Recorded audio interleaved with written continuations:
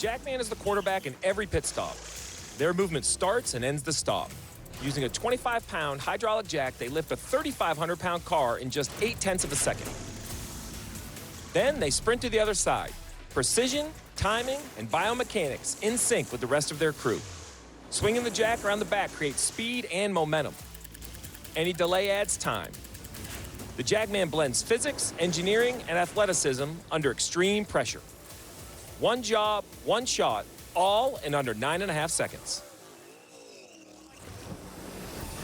Pit crews, pit stops, and that jackman could and probably will absolutely change the results of today's race. But to appreciate where the pit stops are today and what we see today, I think we need to throw it back to remind everybody what pit stops looked like. This is in the mid-'80s, the famed Flying Aces. Look at the jackman. 1, 2, 3, 4, 5 pumps just to get the left side of the car off the ground. Not so much anymore. We look back just to this year, the Coca-Cola 600. Watch the jackman for Reddick. Swings the jack around his back, from his right to his left, around to the left side of the car, easily one pump, and still has to hang a tire. Take a closer look. The athleticism and the coordination to not lose grip of that jack is impressive, but it doesn't have to be that fancy. There's still some old school to it. We go back to Iowa a year ago. Ryan Blaney's car went to victory lane. This is a pit stop from that race. You see the jackman pretty standard in front of him. So many ways to get it done with the jack. Dave Burns, you've caught up with the jackman. Let's break it down some more. That is the winning jackman from last year, Jordan Osinski. And so, Jordan, we were just talking about the fact that there's a couple different ways to look at you getting from the right side to the left side of the car. What are the pluses and minuses for the different ways?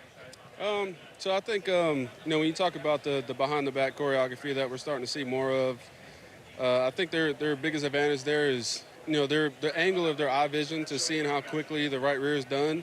Is they've got the ability to kind of cut the right side of the stop, a little more accurately than somebody, I guess, kind of like me. I'm a two-hand snatcher, so after the right front, I'll slide to my side of the jack, where I'm right here. Me being my athletic strengths, I guess, I'd rather be spring-loaded with my legs. Some guys, they're really good at being able to stay tall and kind of use the jack to create momentum for them.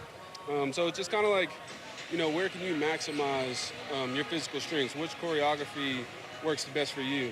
I know there's a handful of guys that are probably going to go to the behind the back, but it's like, where we're at in the season, what's the risk for reward? Do you want to try to learn something new when the stakes are getting higher, or do you want to just, maximize what you can do well now and then kind of use that as an off-season trick and, just move forward that way?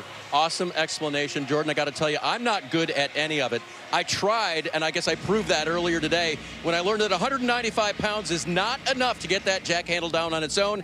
It takes technique. It takes probably 80 more pounds, and Marty, I don't have either. Hi, folks. Lee Diffie from NBC Sports here. If you truly enjoyed what you just watched, you can get more news, interviews, and highlights by subscribing to the Motorsports on NBC YouTube page. You can get it all, so go for it.